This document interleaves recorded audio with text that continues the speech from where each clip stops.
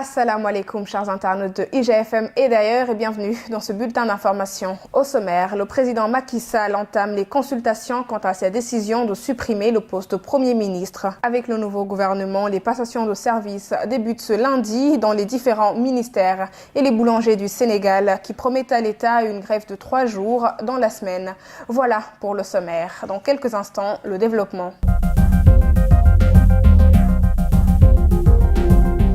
Le président Macky Sall compte entamer dès ce mardi une série de consultations sur sa décision de supprimer le poste de Premier ministre. Selon l'AS, il recevra demain les députés de la majorité présidentielle pour recueillir leurs avis et rencontrera ensuite mercredi ses alliés de la coalition Benno Bokk Yakaar.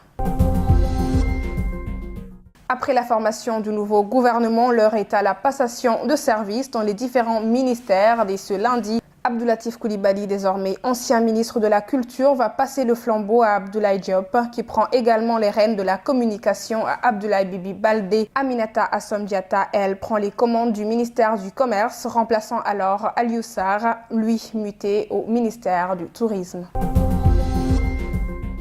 Amadou Ba peut rendre les manettes du ministère de l'économie et des finances l'esprit tranquille. Au moment où il s'apprête à passer la main à ses deux successeurs, Amadou Hott, ministre de l'économie, du plan et de la coopération internationale, et Abdoulaye Daouda Diallo, ministre des finances et du budget, le Fonds monétaire international FMI en sigle délivre un bon quitus au Sénégal quant à son niveau d'endettement, rapporte Le Témoin. Selon ce rapport, le Sénégal ne fait pas partie des pays de l'Afrique subsaharienne présentant un risque d'endettement élevé ou étant surendetté.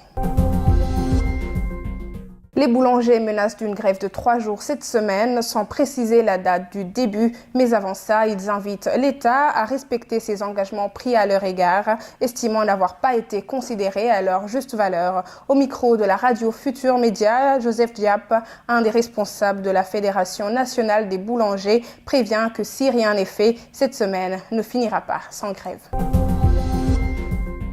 Et pour clore, une partie du village de Rararéné, dans le département de Saraya à Kédougou, ravagé par un violent incendie, informe Walf Radio. Ce village abritant un important site d'orpaillage, les dégâts matériels sont estimés à près de 20 millions de francs CFA. Plusieurs maisons en paille, des boutiques et une grande partie du marché ont été réduites en cendres. L'origine de cet incendie, difficile à maîtriser en cette période de chaleur, n'est pas encore connue. Merci chers internautes d'avoir suivi ce bulletin d'information. Rendez-vous demain sur www.igfm.sn.